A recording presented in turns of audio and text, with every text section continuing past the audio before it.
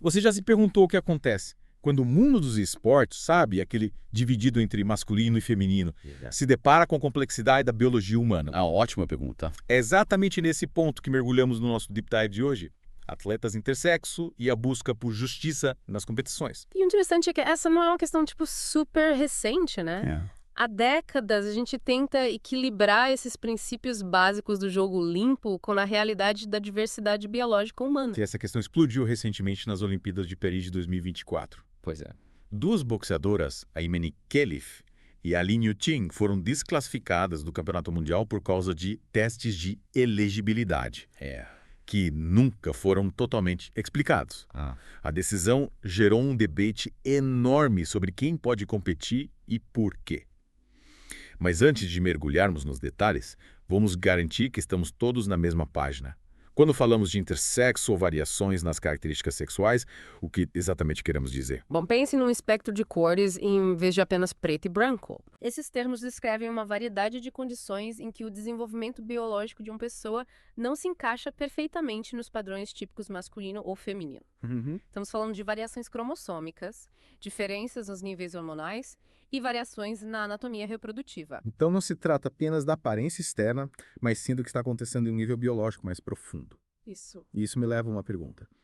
Será que alguns atletas intersexo têm uma vantagem biológica nos esportes? Ouço muito sobre testosterona nesse debate. Qual é a relação? A testosterona, ela realmente desempenha um papel crucial, especialmente quando se trata de massa muscular e desenvolvimento esquelético, ambos essenciais para o desempenho atlético. Mas a ciência é complexa. Você sabia que existem centenas, se não milhares, de diferenças biológicas entre homens e mulheres que podem influenciar a capacidade atlética? Nossa. Não podemos simplesmente isolar um fator como a testosterona e fazer generalizações. Então tô certo que testosterona alta é igual ou vantagem automática é uma simplificação exagerada. Exatamente. Um exemplo disso é a síndrome de insensibilidade completa aos andrógenos. Indivíduos com essa condição têm cromossomos X6 e altos níveis de testosterona, mas não desenvolvem corpos tipicamente masculinos porque suas células não respondem à testosterona. Uau, isso realmente mostra como essa questão é complexa. E falando em complexidade, a história da Caster Semenya é um marco nesse debate. Você pode nos lembrar da trajetória dela e por que seu caso se tornou tão importante? Claro. Caster Semenya é uma corredora sul-africana de meia distância que explodiu no cenário mundial no Campeonato Mundial de 2009. Mas sua vitória foi rapidamente ofuscada por questionamentos sobre sua elegibilidade para competir como mulher.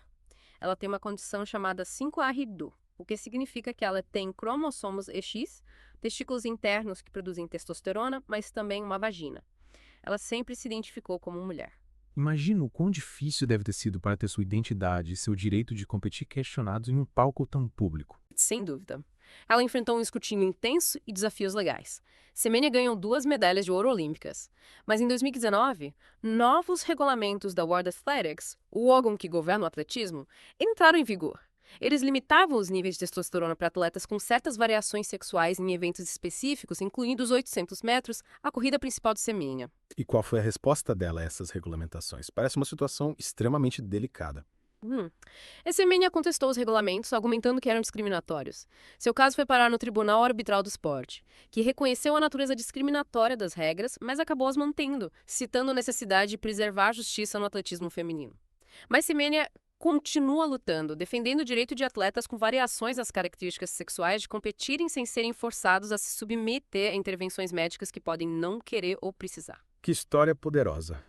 E ouvindo tudo isso, me chama a atenção como as regras sobre sexo e esporte mudaram ao longo do tempo. Parece um cenário em constante mutação. Você tem razão. A evolução foi longa e complicada. No início havia os testes de gênero invasivos com o objetivo de pegar homens disfarçados de mulheres. Esses testes muitas vezes envolviam exames físicos humilhantes, o que era incrivelmente angustiante para as atletas. Depois, houve a mudança para os testes cromossômicos, que mais tarde foram desacreditados porque não levavam em conta todo o espectro de variações sexuais. É quase inacreditável pensar no que essas atletas passaram sendo submetidas a esses testes invasivos e, muitas vezes, imprecisos. Pois é. E as inconsistências continuam. Temos a World Athletics com seu foco na supressão de testosterona para certas atletas em eventos específicos, e depois temos organizações como a Associação Internacional de Boxe, que baseia o sexo apenas nos cromossomos. Imagine ser um atleta tentando navegar por esse labirinto de regras, sem saber se você será elegível para competir de um evento para o outro. Deve gerar muita incerteza e estresse. Sem dúvida. E isso nos coloca frente a frente com um dilema ético real. Por um lado, existe o desejo de garantir a igualdade de condições no esporte feminino, um conceito que ressoa profundamente na maioria das pessoas. Mas, por outro lado, temos o direito fundamental de todos os atletas, independentemente de sua biologia, de participar de esporte sem enfrentar discriminação ou serem forçados a se submeter a intervenções médicas que podem não querer ou precisar. É uma questão difícil. É como tentar equilibrar dois princípios realmente importantes. E você? Como vê essa questão? Onde você se posiciona nessa corda bamba ética? Olha, eu acho que não se trata de tomar partido, mas de reconhecer a complexidade da questão. Existem argumentos válidos de ambos os lados. E, em última análise, trata-se de encontrar soluções que respeitem a dignidade e os direitos de todos os atletas, ao mesmo tempo em que defendem a integridade do esporte. Faz sentido. O desafio é encontrar esse ponto ideal onde essas duas prioridades se cruzam. Mas antes de nos aprofundarmos na ética, acho importante voltar ao elemento humano. Estamos falando de pessoas reais, com vidas reais, sonhos e aspirações. É fácil se perder na ciência e nas regras, mas no final das contas, o impacto sobre os indivíduos é o que realmente importa. Concordo plenamente. Não podemos perder de vista as histórias humanas. Essas atletas não são apenas pontos de dados em um estudo científico ou peões em um debate político. São seres humanos que dedicam suas vidas ao esporte, assim como qualquer outro atleta. E o escrutínio, os testes e o debate público podem ter um impacto enorme sobre a saúde mental e bem-estar. Pensa nas duas boxeadoras que foram desclassificadas das Olimpíadas de Paris. Não apenas foram negadas a chance de competir no palco mundial, como também foram submetidas a intensas especulações online e até cyberbullying. Estamos falando de potenciais violações de privacidade e danos à reputação. É um fardo pesado para carregar, especialmente para jovens atletas. É um lembrete gritante de que precisamos abordar essa questão com sensibilidade e empatia. E isso nos leva a uma pergunta crucial. Como podemos avançar de forma justa e inclusiva e que respeite a dignidade de todos os atletas? Essa é a pergunta de $1 milhão, não é? Tenho certeza que nosso ouvinte está se perguntando a mesma coisa. Quais são alguns dos caminhos a seguir que você vê surgindo de tudo isso? Uma coisa é certa. Precisamos ir além do pensamento binário e simplista. O velho paradigma de masculino e feminino não abrange todo o espectro da biologia humana. Precisamos reconhecer e abraçar essa diversidade. Então você está dizendo que precisamos repensar toda a estrutura do esporte competitivo. Pode ser hora de considerar modelos alternativos. Talvez precisemos nos afastar de categorias rígidas baseadas em sexo e explorar novas maneiras de nivelar o campo de jogo, levando em consideração as complexidades da biologia humana. Essa é uma ideia bastante radical. Certamente mudaria as coisas no mundo dos esportes. Mas é definitivamente algo que vale a pena considerar. E que papel a educação desempenha em tudo isso? A educação é absolutamente crucial. Precisamos aumentar a conscientização e a compreensão das variações sexuais entre atletas, treinadores, dirigentes esportivos e o público em geral. Quanto mais sabemos, melhor equipados estamos para ter essas conversas e tomar decisões informadas. Concordo. Conhecimento é poder. Certo. É difícil desmantelar o preconceito e o medo quando você está operando a partir de um lugar de ignorância. Exatamente. E junto com a educação, precisamos de um diálogo aberto e honesto. Precisamos criar espaços onde atletas, cientistas, especialistas em ética e formuladores de políticas possam se reunir para compartilhar suas perspectivas e trabalhar em busca de soluções. Parece que precisamos de uma abordagem multifacetada. Precisamos repensar nossas estruturas existentes, educar a nós mesmos e uns aos outros e nos envolver em um diálogo ponderado. Não existe uma solução fácil, mas parece que esses são passos essenciais na direção certa. Concordo plenamente. E um último pensamento que quero deixar com você. É importante lembrar que essa conversa é sobre muito mais do que apenas esportes. É sobre reconhecer e respeitar todo o espectro da diversidade humana em todos os aspectos da vida. Essa é uma conclusão poderosa. O mundo dos esportes muitas vezes atua como um microcosmo da sociedade, refletindo nossos valores e crenças. E a forma como lidamos com essa questão no âmbito do esporte pode ter um efeito cascata na forma como abordamos a diversidade e a inclusão em todas as áreas da vida. É sobre promover uma cultura de empatia, compreensão e respeito por todos, independentemente de sua biologia ou de como se identificam. Bem dito. Esta é uma conversa que merece nossa atenção contínua, nossa consideração cuidadosa e nossa disposição para desafiar nossas próprias suposições. Com certeza.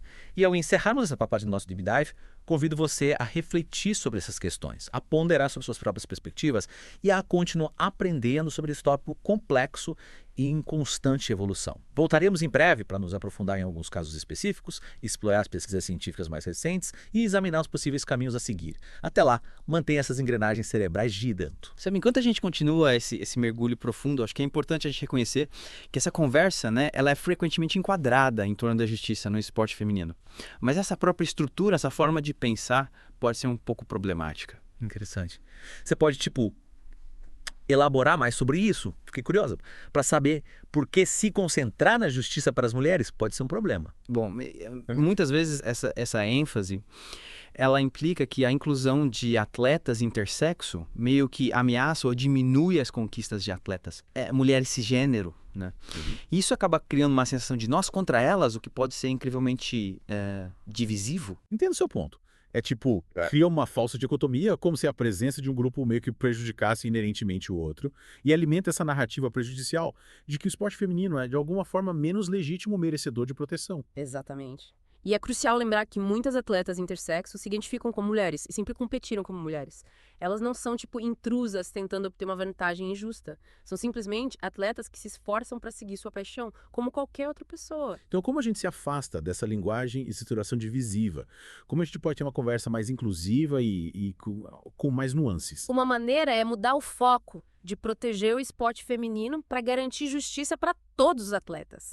Essa reformulação reconhece que todos merecem condições equitativas, independentemente de suas características sexuais. Isso faz muito sentido. É, tipo, criar um sistema onde todos tenham a oportunidade de competir de forma justa e equitativa, sem recorrer a estereótipos ou generalizações prejudiciais. Exato. Isso nos leva de volta ao debate em andamento sobre regulamentações. Como a gente discutiu anteriormente, há muita inconsistência entre diferentes esportes e órgãos reguladores. Alguns focam nos níveis de testosterona, outros nos cromossomos.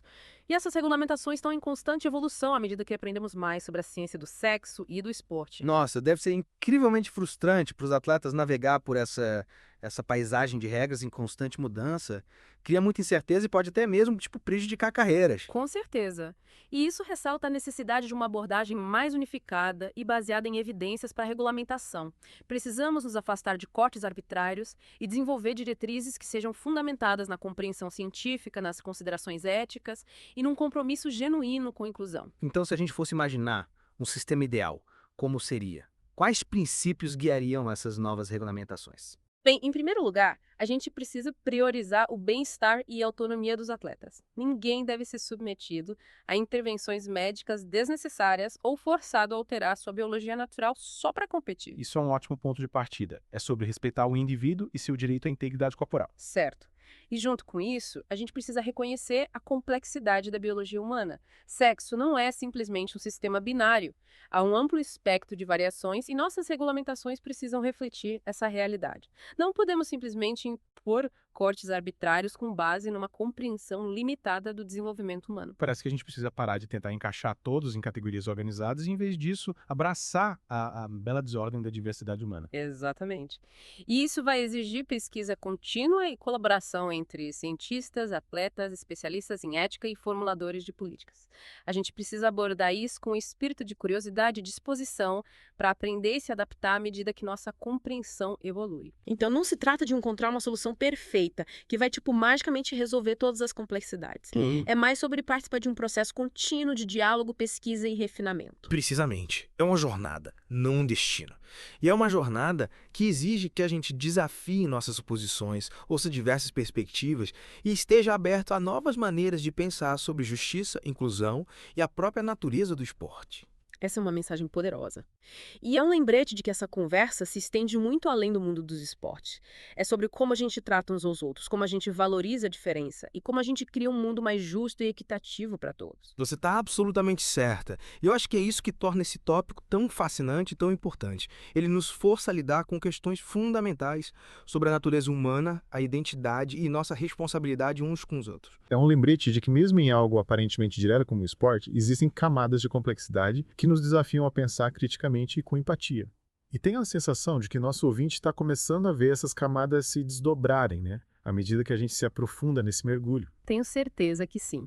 Quanto mais a gente explora, mais a gente percebe como essas questões estão interconectadas e quanto trabalho ainda precisa ser feito para criar um mundo onde todos se sintam vistos, valorizados e respeitados. E isso nos leva a uma pergunta crucial. Como a gente traduz essas grandes ideias em ações concretas? Que passos a gente pode dar individual e coletivamente para avançar em direção a um futuro mais inclusivo e equitativo para o esporte? Bem, uma das coisas mais impactantes que a gente pode fazer é educar a nós mesmos e aos outros sobre a ciência do sexo e do gênero. Quanto mais a gente entender sobre o espectro da variação humana, menor a probabilidade da gente ser vítima de estereótipos e conceitos errados e prejudiciais. Então é sobre combater a ignorância com conhecimento e substituir o medo pela compreensão. Exatamente. E essa educação precisa acontecer em todos os níveis, desde escolas e universidades até organizações esportivas e órgãos reguladores.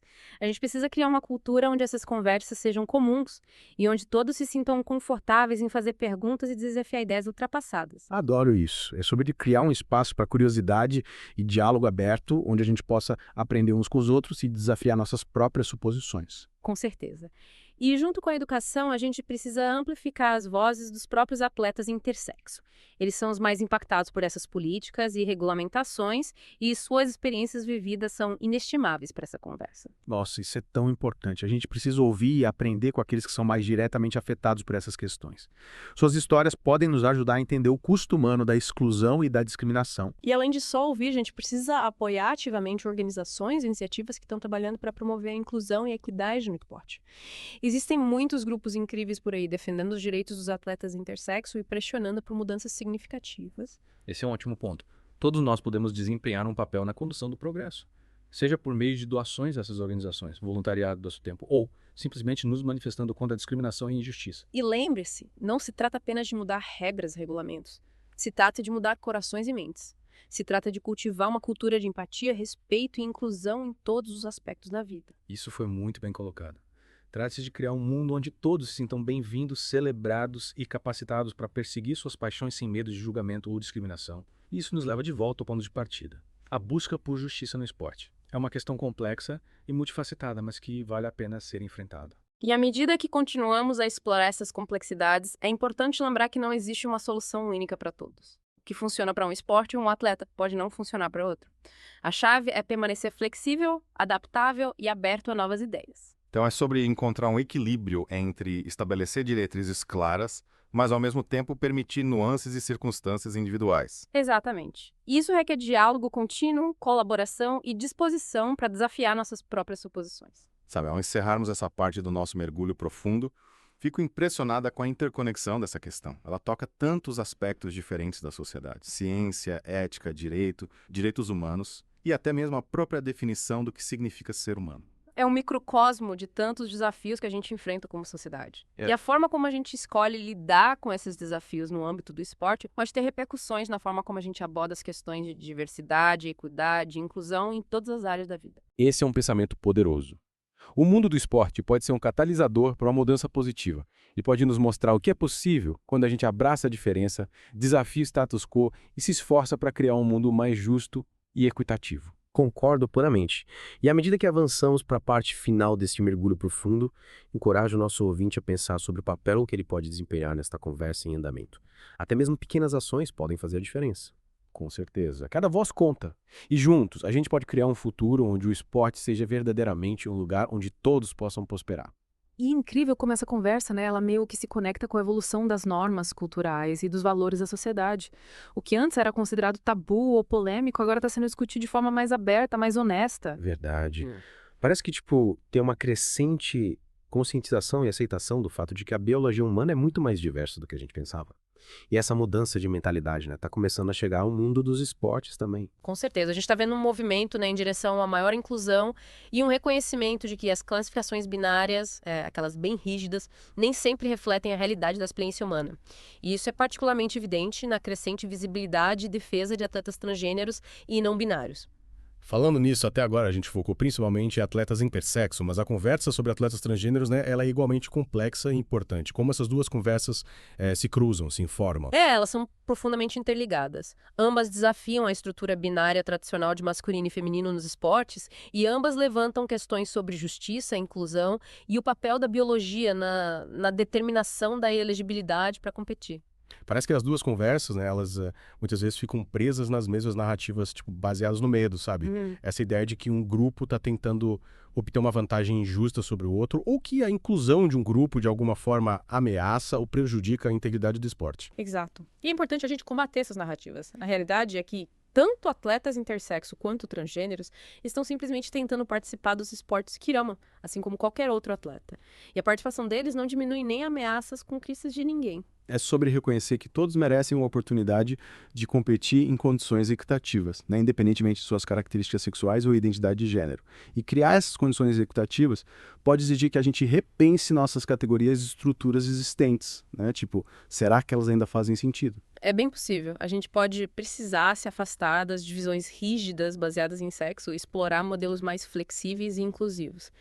Isso pode envolver, sei lá, a criação de novas categorias com base em critérios de desempenho em vez de biologia, ou até mesmo reimaginar a competição completamente para focar na conquista individual, em vez de comparações diretas. Nossa, que ideias ousadas! Certamente exigiria uma grande mudança de mentalidade, mas é emocionante imaginar as possibilidades e meio que se alinha com aquele princípio central ao qual a gente sempre volta, né? Garantir justiça e inclusão para todos os atletas. Precisamente. E, em última análise, é disso que se trata. Trata-se de criar um cenário esportivo onde todos se sintam bem-vindos, respeitados e capacitados para atingir seu potencial máximo. E isso nos leva de volta, né, ao papel da educação e do diálogo. Quanto mais a gente aprende sobre essas questões complexas, mais bem equipados a gente está para ter conversas ponderadas e tomar decisões informadas. Com certeza. A gente precisa criar espaços onde atletas, cientistas, especialistas em ética, formuladores de políticas e o público em geral possam se reunir para compartilhar suas perspectivas, desafiar suposições e trabalhar em busca de soluções. É sobre construir pontes de entendimento, né, em vez de muros de divisão. E é sobre reconhecer que essa é uma conversa em andamento, né?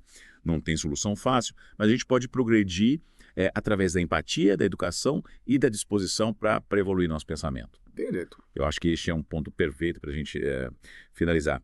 Esse mergulho profundo nos levou a uma jornada fascinante, explorando as complexidades do sexo, do gênero e da justiça nos esportes.